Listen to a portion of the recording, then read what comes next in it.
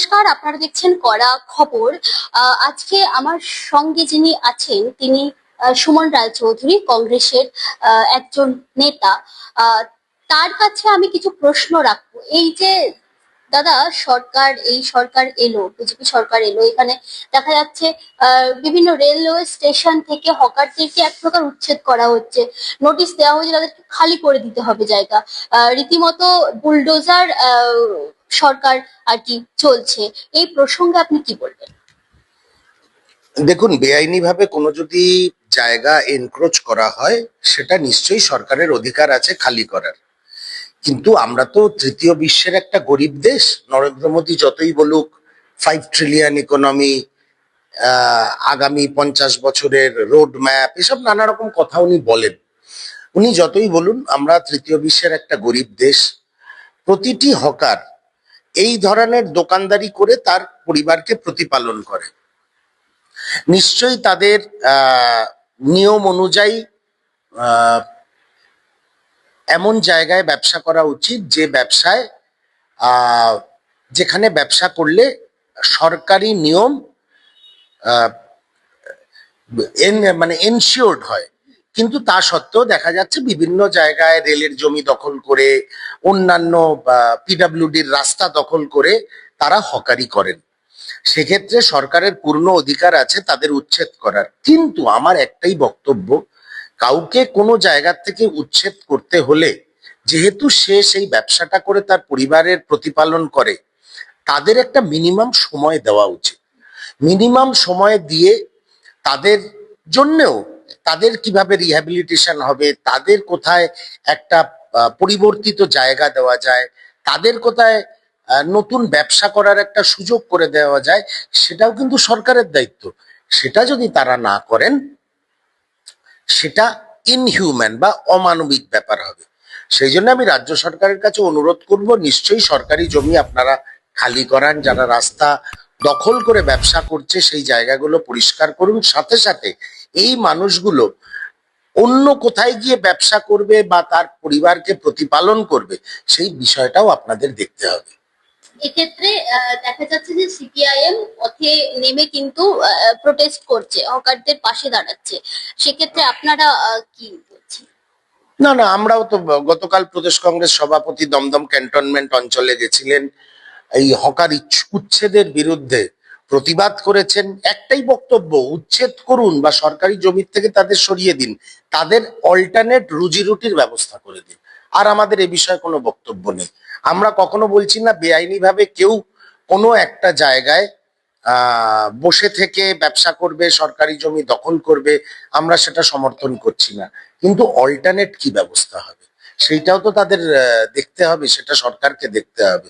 সরকারি তো custodian of the society, তা সরকারের পূর্ণ দায়িত্ব তাদের দেখাশোনা করা। আমি একটা অন্য প্রসঙ্গে যাচ্ছি।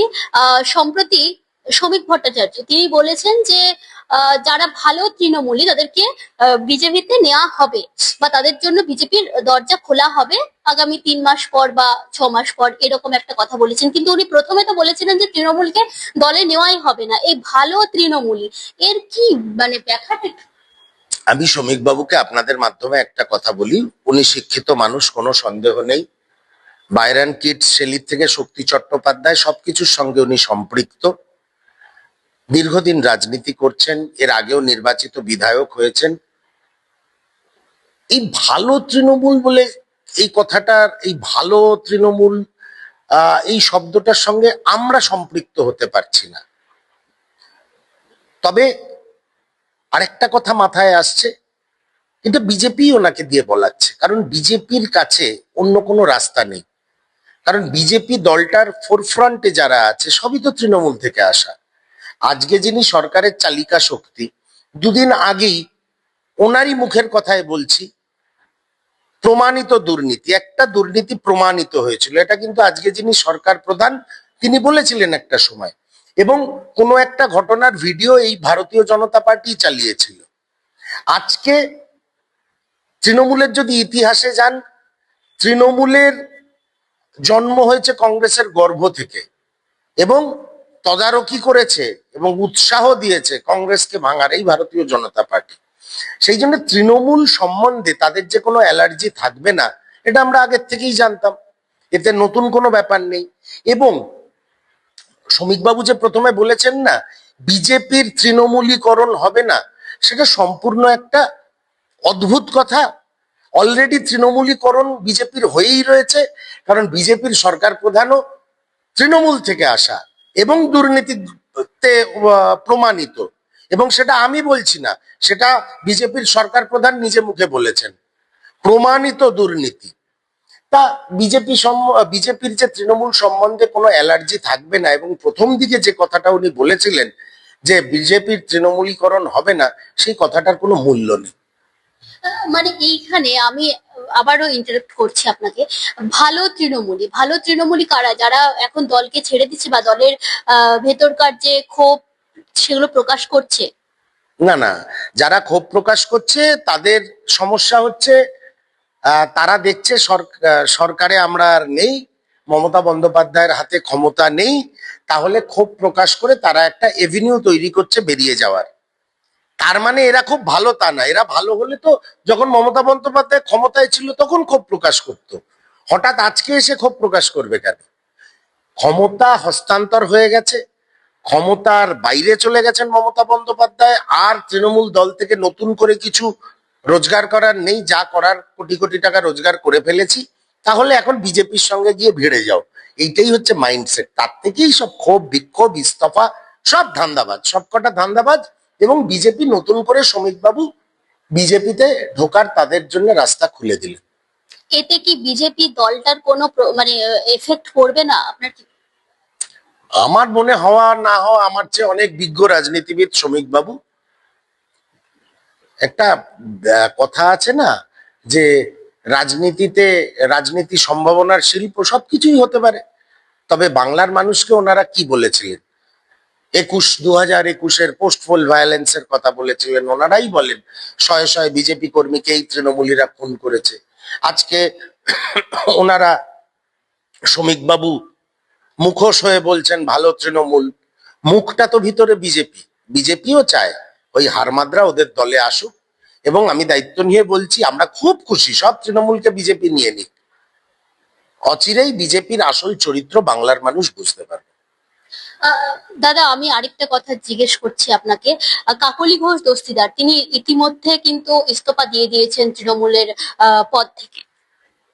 তার মানে কি তার বিজেপিতে যাওয়ার সেটা আমি বলতে পারবো না, উনি বিজেপিতে যাবেন কি না যাবেন। আমি একটা কথাই বলি, যারা আজকে সমালোচনা করছে, যারা ইস্তফা দিচ্ছেন, যারা আজকে বিক্ষোভ করছে, এরা 6 মাস আগে করেনি কেন, 5 বছর আগে করেনি কেন?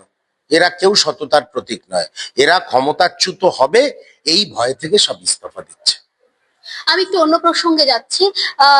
বিভিন্ন জায়গায় দেখছি যে বেআইনি কনস্ট্রাকশন গুলো, সেগুলো ভেঙে দেওয়ার নির্দেশিকা জারি করেছে রাজ্য সরকার। সেখানে দেখলাম বেলেঘাটার রাজু নস্করের যে বিশাল বিশাল বিল্ডিং, সেগুলোকেও কিন্তু ভেঙে গুড়িয়ে দিচ্ছে। মানে এই বিষয়টাকে আপনি কি চোখে দেখছেন? ঠিক হকারদের ব্যাপারে আমি যে যে কথাটা বলেছিলাম, এক্ষেত্রেও আমি সেই কথাটাই বলছি। ধরুন বেআইনি কনস্ট্রাকশন হয়েছে, আমি আমার রিটায়ারমেন্টের পয়সা নিয়ে একটা ফ্ল্যাট কিনেছি, আমি যখন সার্চ করেছি পরিষ্কার বেরিয়েছে, আমি তো জানি না ওটা বেআইনি না আইনি। যদি বেআইনি কনস্ট্রাকশন প্ল্যান স্যাংশন করে হয়ে থাকে কর্পোরেশনকে পয়সা খাইয়ে বা নিজের সরকারে থাকার সুযোগ সুবিধা নিয়ে, তাহলে সেক্ষেত্রে যখন সার্চ হবে কিছু বেআইনি বেরোবে না। আজকে নতুন সরকার এসে আইনি বেআইনি গুলো ধরছে। আমি একটা কথা পরিষ্কার বলতে চাই, সেটা হকারদের ক্ষেত্রেও বলছি, ফ্ল্যাট ওনারদের ক্ষেত্রেও বলছি, মানুষকে সময় দিতে হবে, মানুষকে বলতে হবে আপনি একটা বেআইনি জিনিস কিনেছেন, আপনি জায়গা বুঝে নিজেকে আগে স্থানান্তরিত করুন। সরকার আপনাদের নিয়ে এই পরিকল্পনা করেছে, ABCD পরিকল্পনাগুলো বলতে হবে, তারপরে সেই বাড়ি ভাঙা উচিত। দুম করে বুলডোজার লাগিয়ে কোনো পরিবার বাস করছে, তাকে একটা 24 ঘন্টার নোটিশ দিলাম কি না দিলাম, বুলডোজার চলে গেল বাড়ি ভাঙতে, এটা কোনো মানবিক সরকারের কাজ হতে পারে না। কিন্তু সেগুলো তো বেআইনি বেআইনি কনস্ট্রাকশন, সেক্ষেত্রে আরে বেআইনি কনস্ট্রাকশন আমি তো পয়সা দিয়ে কিনেছি, আমি তো বুঝতে পারিনি, তা সরকার আমাকে সময় দেবে না? যে আমি ওখানে থাকবো কি থাকবো না, কি আমার শিফট করতে 2 মাস টাইম লাগতে পারে, 1 মাস টাইম লাগতে পারে, সেটা তো সরকার দেখবে। আমি স্ত্রী পুত্র পরিবার নিয়ে কি রাস্তায় দাঁড়িয়ে থাকবো নাকি? সেটা হয় নাকি? এগুলো অ্যাবনর্মাল করছে চিপ পাবলিসিটি কেনার জন্য। এদিকে দেখা যাচ্ছে এই সমস্ত ঘটনার পরে আমরা দেখতে পাচ্ছি যে রাজ্য সরকার যেসব পদক্ষেপগুলো নিচ্ছেন, যেমন সরকারি চাকুরির ক্ষেত্রে ফর্ম ফিল আপের ক্ষেত্রে যে টাকা নেওয়া হতো আগে, সেটা কিন্তু আর নেওয়া হবে না, এই রকম নির্দেশ জারি হয়েছে। এক্ষেত্রে তো এগুলো ভালো পদক্ষেপ। এই ক্ষেত্রে কি বলতে চান রাজ্য সরকারকে, মানে রাজ্যের মুখ্যমন্ত্রী? খুব ভালো পদক্ষেপ হলে ভালো। ইয়াং ছেলেমেয়েরা যদি বিনা খরচায় ফর্ম ফিল আপ করতে পারে, ফর্ম কিনতে পারে, আহ তারা আগেকার দিনে কম্পিটিটিভ এক্সাম গুলো দিয়ে ভালো চাকরি পায়, কর্মসংস্থান তৈরি হয়, খুব ভালো কথা। কিন্তু নিয়োগটা করতে হবে, নতুন নিবেশ আনতে হবে পশ্চিমবঙ্গে, তবেই ওনাদের এই যেসব পপুলিস্টিক অ্যানাউন্সমেন্ট গুলো আছে ফলপ্রসূ হবে। আমি স্বাগত জানাই ভালো কাজের, সবসময় গঠনমূলক সমালোচনাও করব, গঠনমূলক প্রশংসাও করব। এটাই একজন দায়িত্বশীল বিরোধী দলের কাজ। আপনারা বিরোধী দল, আপনারা বিরোধিতা সমানে চালিয়ে যাবেন, এটা? গঠনমূলক বিরোধিতা, সরকারের ভুল হলে আমরা আঙুল তুলে দেখিয়ে দেবো, সরকার ভালো কাজ করলে সেটা মানুষের ভালো, আমরা তার প্রশংসা করব। অসংখ্য ধন্যবাদ আমাদেরকে সঙ্গ দেওয়ার জন্য। নমস্কার দর্শক, আপনারা এতক্ষণ দেখছিলেন কড়া খবর। এরকম আরো খবরের জন্য আপনারা আমাদের চ্যানেলটিকে সাবস্ক্রাইব করে পাশে থাকুন।